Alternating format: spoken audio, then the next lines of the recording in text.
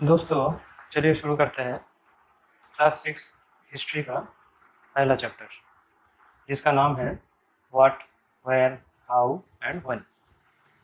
इसका मतलब, व्हाट का मतलब क्या, वेयर मतलब कहाँ, हाउ मतलब कैसे, और व्हेन मतलब कब। इसको देख के ही, ये जो चैप्टर का हेडिंग है, इसको देख के ही पता चलता है कि हम कुछ पूछ रहे हैं कि कुछ हुआ था, कहाँ पे हुआ था, क्या हुआ था, कैसे हुआ था। ठीक है, तो मैं आपको एक एग्जांपल देता हूँ। सोच लीजिए, मैं आपसे पूछूं कि कल आपने क्या खाना खाया, आप कहाँ घूमने गए थे, किन किन दोस्तों से मिले, तो शायद आप बहुत कुछ बता दोगे। लेकिन अगर मैं आपसे पूछूं कि आज से 10 साल पहले या 5 साल पहले कुछ किसी एक दिन आपने क्या खाया था, क्या ड्रेस पहना था, कहाँ कहाँ घूमने गए थे, तो शायद आप नहीं बता पाएंगे।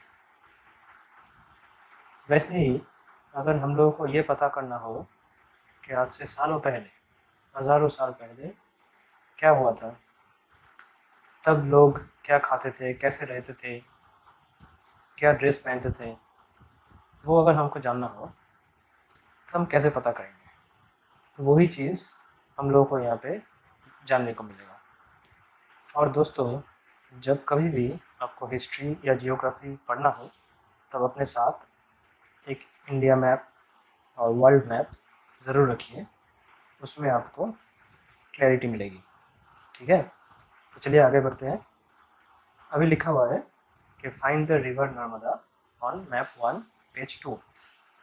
चलिए हम देखते हैं कि ये रिवर नर्मदा कहाँ पे है। जब आप पेज 2 में आएंगे तो इंडिया के मैप में के एकदम मिडिल में देखिए, नर्मदा रिवर आपको मिलेगा। ठीक है, people have lived along the banks of this river for several 100,000 years.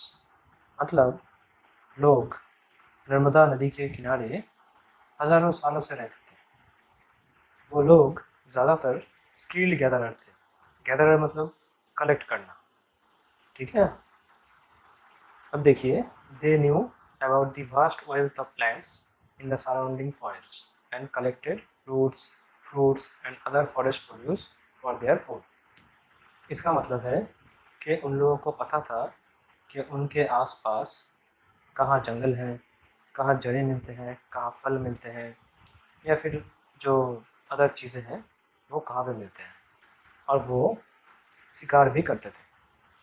अब चलिए हम लोग दूसरी पेज में चलते हैं। Now find the Sulaiman and Kirthar hills to the north west. जो नॉर्थ वेस्ट पोर्शन है इंडिया का, उत्तर पश्चिमी, वहाँ पे सुलेमान और किर्थर हिल्स को हमें ढूंढना है। तो मैं आपको 5 सेकंड देता हूँ, अपने किताब में देखिए। चलिए, यही वो इलाका है जहाँ पे आज से लगभग 8,000 साल पहले लोग व्हीट और बार्ली उगाना शुरू किए थे। और जो लोग पशुपालन करते थे वो लोग गांव में रहा करते थे। अब देखिए आगे बढ़ते हैं। लिखा हुआ है, locate the Garo Hills to the north east and the Vindhyas in central India. फिर से हम अपने मैप के नॉर्थ ईस्ट में जाएंगे और वहाँ पे गारो हिल्स को ढूंढेंगे। मैं आपको 5 सेकंड देता हूँ, आप देखिए, खुद से ढूंढिए।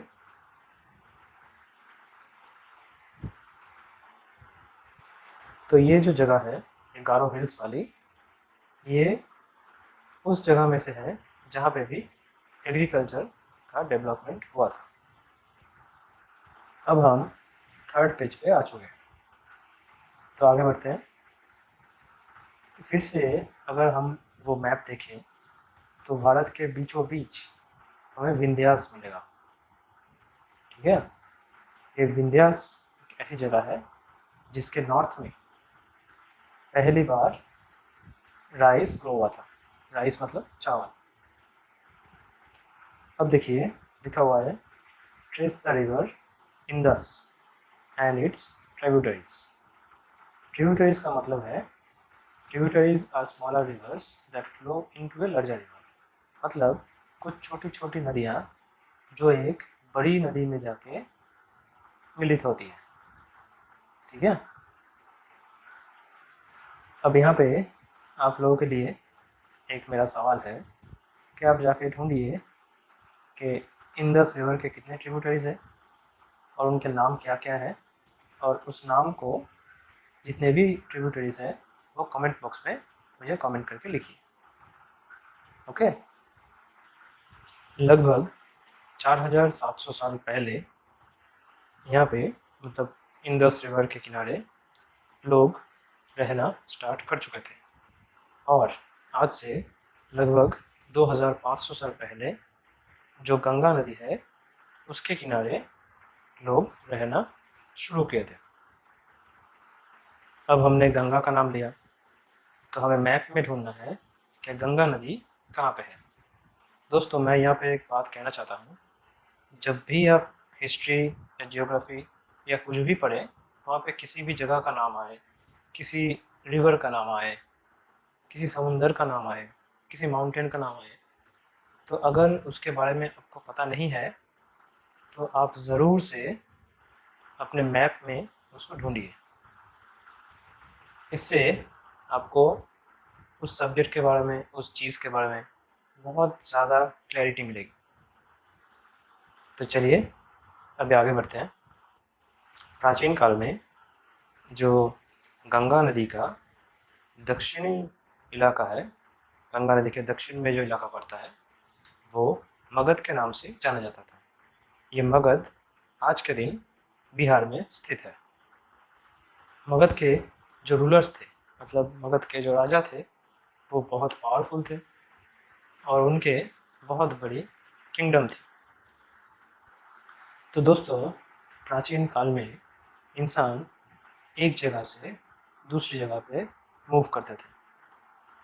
हमको सोचना है कि वो क्यों चले जाते थे अपना सब कुछ छोड़ के एक जगह से दूसरी जगह पे, और ये भी सोचना है कि वो चाहे पहाड़ हो, रेगिस्तान हो, समुंदर हो, उनके रास्ते में कुछ भी आए वो उसको पार कर जाते थे। लेकिन ऐसा वो क्यों करते थे, इतना कष्ट क्यों करते थे, और हम क्यों नहीं करते हैं? तो दोस्तों, इसका एक बहुत आसान सा जो जवाब है, उस टाइम में इंसान को अपना लाइवलीहुड सर्च करना होता था।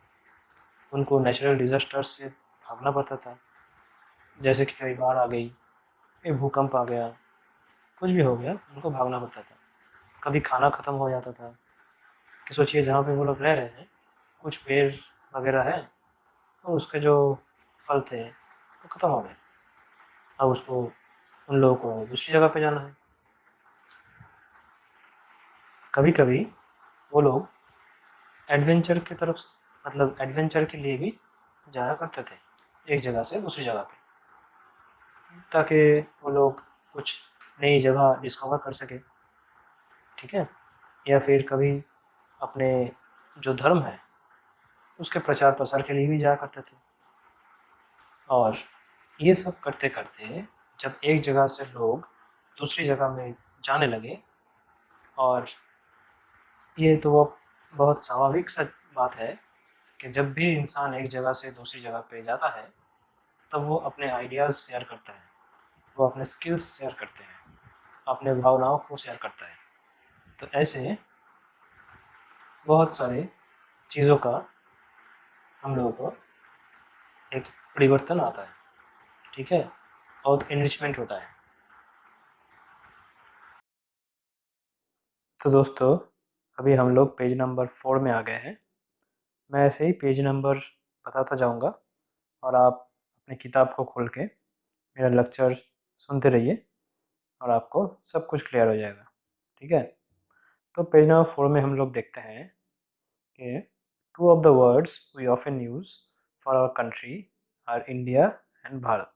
मतलब हम लोग, हमारा जो देश है, इस देश का दो नाम ज़्यादा सुनते हैं, एक इंडिया और एक भारत।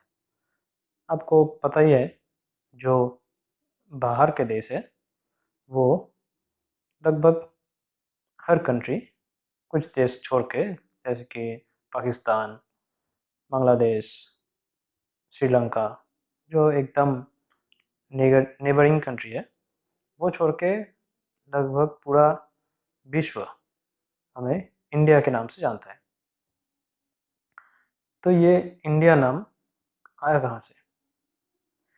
जो ईरानियंस और ग्रीक्स थे, मतलब जो ईरान के रहने वाले और जो ग्रीस के रहने वाले थे, आज से लगभग 2500 साल पहले यहाँ पे आए थे, और वो इसको हिंदोस और इंदोस कहते थे। किसको? जो इंदस रिवर है इसको। और इंदस रिवर के ईस्टर्न साइड पे जो लैंड है, जो पोर्शन ऑफ लैंड है, उसको कहा जाता था इंडिया। और जो नॉर्थ वेस्ट के जो निवासी थे, वो इसको कहते थे भारत। अब जो उसका अगला पैराग्राफ है, finding out about the past. यहाँ पे हम लोग जानेंगे कि हमारा जो पास्ट है, मतलब अतीत है, उसके बारे में हम लोगों को कैसे पता चला, कैसे खोज हुई। इस खोज की जो एक बहुत महत्वपूर्ण बात है, जो चीज़ है, वो है मैन्युस्क्रिप्ट्स। मैन्युस्क्रिप्ट्स मतलब आज से हज़ारों साल पहले जो बुक्स लिखे गए थे, उसको मैन्युस्क्रिप्ट्स बोलते हैं, because they were written by hand. This comes from the Latin word manu, meaning hand. जो लैटिन वर्ड है मनु, उसका मतलब है हैंड, मतलब हाथ। और ये जो मैन्युस्क्रिप्ट्स है, वो किस में लिखा जाता था? ये लिखा जाता था पाम लीफ पे। ठीक है। अब यहाँ से एक चीज़ हम लोग को आसानी से पता लगता है कि क्या हुआ होगा। सोचिए कि अगर एक पत्ते पे सब कुछ लिख के रखेंगे, तो वो डिस्ट्रॉय होने का चांस बहुत ज़्यादा है। जैसे कि कोई कीड़े मकोड़े उसको खा गए, ठीक है। लेकिन फिर भी तब के ज़माने का जो कुछ टेक्निक था उन लोगों का, इस वजह से बहुत सारे मैन्युस्क्रिप्ट बच गए, और इससे भी हम लोगों को बहुत कुछ जानने को मिलता है। तो दोस्तों, अभी हम लोग पेज नंबर 5 पे आ चुके हैं। तो हम लोग मैन्युस्क्रिप्ट्स के बारे में पढ़ रहे हैं। उस समय ये जो मैन्युस्क्रिप्ट्स होते थे, उससे हम लोगों को उस समय के लोगों के रिलीजियस बिलीफ्स, रिलीजियस प्रैक्टिसेस के बारे में पता लगता था। जो राजा है, उनके जीवन के बारे में पता लगता है। उस समय का जो मेडिसिन था, साइंस था, इस सब के बारे में भी पता लगता है। और भी बहुत सारे जो सोर्स थे, जैसे कि एपिक्स, पोएम्स, प्लेज, इस सब से भी हम लोगों को बहुत कुछ पता लगता है। और जो खास बात है, ये सारे जो मैनस्क्रिप्ट्स और जो भी लेखा जोखा हम लोग को मिलता है, वो मूलतः संस्कृत में लिखा हुआ रहता था। और कुछ अगर अदर्स लैंग्वेजेस यूज़ होता था, तो उसमें प्राकृत और तमिल यूज़ हुआ था। तो इससे हम लोग पता लगता है कि उस समय के जो लोग थे, वो इन्हीं सारे लैंग्वेजेस का इस्तेमाल करते थे। अब मैन्युस्क्रिप्ट्स के बाद जो एक इम्पॉर्टेंट चीज़ है, वो आता है इंस्क्रिप्शंस। इंस्क्रिप्शंस वो होता है, सोचिए कि अगर कोई हार्ड सरफेस हो, मतलब कोई मेटल हो, कोई स्टोन हो, मतलब पत्थर, उसमें अगर खुदाई करके कोई राजा कुछ लिख देता था, वो लोग मूलतः अपने जो बैटल्स होते थे, उसमें जब उन लोग विक्ट्री हासिल करते थे उसकी गाथा लिखते थे। और भी बहुत सारे, अगर कुछ ऑर्डर जारी किया होता वो लिखते थे। और इसका एक बहुत बड़ा फ़ायदा है, आपको याद रखना है कि मैन्युस्क्रिप्ट्स और इंस्क्रिप्शंस के बीच में सबसे बड़ा अंतर क्या है। ये जो इंस्क्रिप्शंस है ये उतनी आसानी से नष्ट नहीं होता है।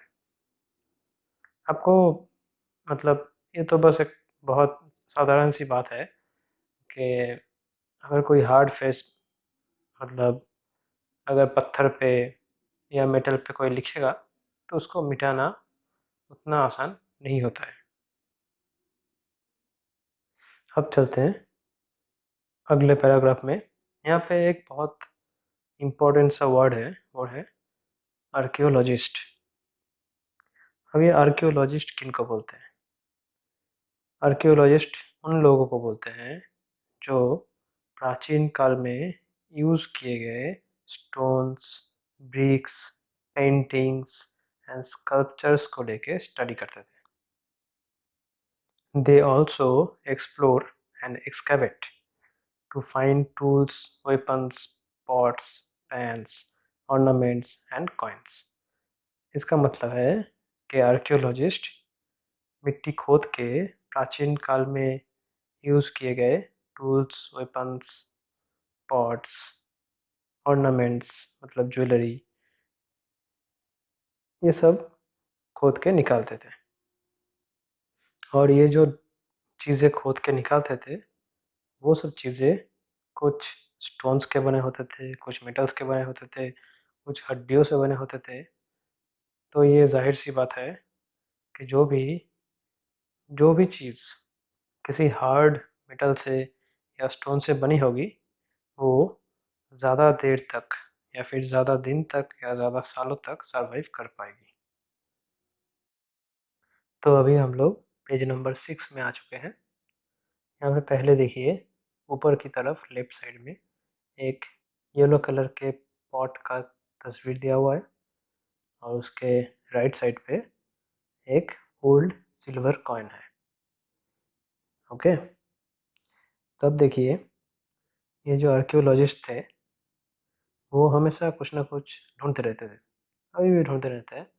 जैसे कि जो एनिमल्स है, बर्ड्स है, फिश है, उनके बोन्स वगैरह जो कि प्राचीन काल के हैं। और इससे उन लोगों को बहुत कुछ पता चलता है। अब सोचिए कि मैन्युस्क्रिप्ट्स हो गया, इंस्क्रिप्शंस हो गया, इन सारी चीज़ों से एक हिस्टोरियन को जो भी इंफॉर्मेशन मिला वो सब कुछ वो एक साथ एक जगह पे एक सीक्वेंस में रखने की कोशिश करते हैं। तो हम इसको एज ए डिटेक्टिव भी बोल सकते हैं कि जो हिस्टोरियंस है उनको हम डिटेक्टिव भी बोल सकते हैं। और ये बहुत एक इंटरेस्टिंग है कि हम लोगों को पता लग रहा है कि उस समय के लोग क्या खाते थे, कैसे रहते थे। अभी हम लोग चलते हैं हम लोगों के अगले पैराग्राफ में जो है वन पास्ट और मेनी। यह देखिए कहा गया है कि हमारा जो किताब है, अगर हम लोग एकदम कवर पेज देखें, जो कवर है उसमें लिखा हुआ है, बुक का नाम है आवर पास्ट। ओके, लास्ट में एस है, पास्ट मतलब एक से अधिक। इसका मतलब क्या हुआ कि प्राचीन काल में अलग अलग लोगों के पास्ट मतलब उस समय के उन लोगों का जो लाइफ था, वैसे जैसे वो जीते थे, वैसे जैसे रहते थे, जो खाना खाते थे, सब कुछ अलग अलग होता था। जैसे कि फॉर एग्जांपल अगर एक फार्मर है मतलब एक किसान है और एक किंग है मतलब राजा है, दोनों का जो लाइफ है वो इक्वल नहीं होगा, वो समान नहीं होता है। वैसे भी आज के दिन में भी जो मेरा लाइफस्टाइल है, जो मेरा अर्निंग्स है, जैसे भी मैं रहता हूँ, अगर कोई रिच पर्सन के पास मैं चला जाऊँ, समझ लीजिए मुकेश अंबानी, तो उन लोगों के जो लाइफस्टाइल है उनसे हम लोगों का लाइफस्टाइल वो लोग बहुत अलग है। वो लोग रिच है, उनके पास सब कुछ है, हम लोगों के पास उतना ज़्यादा पैसा नहीं है। ठीक है, तो चलिए अभी हम लोग चलते हैं पेज नंबर 7 और 8 की तरफ। अभी हम लोग पेज नंबर 7 में व्हाट डू डेट्स मीन में आ गए हैं। यहाँ पे देखिए, ये थोड़ा एक कॉम्प्लिकेटेड सा चीज़ है। अब तक जो भी था वो बहुत आसान था, एक स्टोरी के जैसा था, लेकिन अभी थोड़ा आपको दिमाग लगाना है, थोड़ा सोचना है। तो दोस्तों, अगर मैं आपको पूछूं कि आज का डेट क्या है, जैसे कि मैं ये वीडियो बना रहा हूँ 2020 में, ठीक है, तो मैं अभी डेट बोलूँगा, जो मंथ है वो जून है, जून बोलूँगा, और साल 2020। ये जो 2020 है, इसका मतलब है कि आज से, जिस दिन मैं ये वीडियो बना रहा हूँ, उस दिन से 2020 साल पहले जीसस क्राइस्ट का जन्म हुआ था। अब जीसस क्राइस्ट कौन है? जीसस क्राइस्ट वो है जो क्रिश्चियनिटी को स्टार्ट किए थे। आप बोल सकते हैं फाउंडर ऑफ द क्रिश्चियनिटी। अब आपके मन में एक सवाल आ सकता है कि जीसस क्राइस्ट के जन्म के पहले जो समय काल था उसको हम क्या कहते थे? तो इसको याद रखना ही बहुत आसान है। जीसस क्राइस्ट के जन्म के आगे के साल को हम BC बोलते हैं, मतलब बिफोर क्राइस्ट। पेज नंबर 8 में अगर हम आए तो यहाँ पे देखिए, बहुत क्लियरली, बहुत अच्छे से मेंशन किया हुआ है, BC we have seen standard for before Christ, मतलब जीसस क्राइस्ट के जन्म के पहले के टाइम को या फिर समय काल को BC और बिफोर क्राइस्ट से डिनोट किया जाता है। तो फिर आपके मन में एक सवाल फिर से आएगा कि जो अभी का समय काल है, अभी का जो समय काल है उसको हम क्या कहते हैं? तो फिर इस समय को बोलते हैं AD।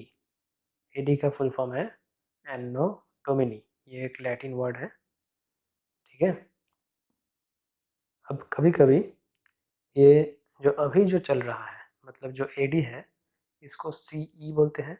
CE मतलब कॉमन एरा, और जो BC था, मतलब बिफोर क्राइस्ट, उसको BCE बोलते हैं, मतलब बिफोर द कॉमन एरा। तो दोस्तों, अभी के लिए हम लोगों का चैप्टर 1 यहीं पे समाप्त होता है। अब तक के लिए, अभी तक आप लोग अच्छे से मेरे लेक्चर को सुने। अगर आपको कहीं पे भी कुछ डाउट हो तो इस लेक्चर को बार बार रिपीट करके सुने और अपने किताब को 1-2 बार रीडिंग पढ़े, तो उससे आपको बहुत ज़्यादा क्लैरिटी मिलेगी, आपको समझ में भी अच्छे से आएगा। और कोई भी प्रॉब्लम हो तो मुझे आप कमेंट सेक्शन में कमेंट कर सकते हैं। चलिए, बाय।